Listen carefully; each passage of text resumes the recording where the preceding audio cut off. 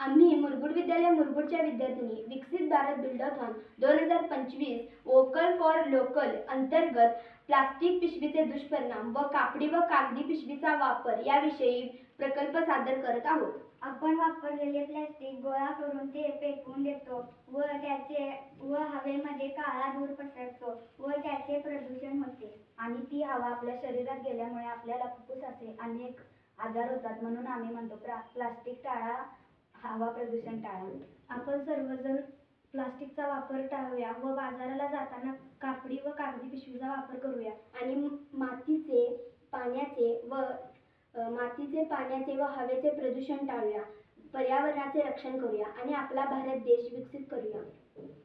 Plastic टाळा, पर्यावरण वाचवा, कापडी पिशवी वापरूया, विकसित भारत घडवूया। जय हिंद।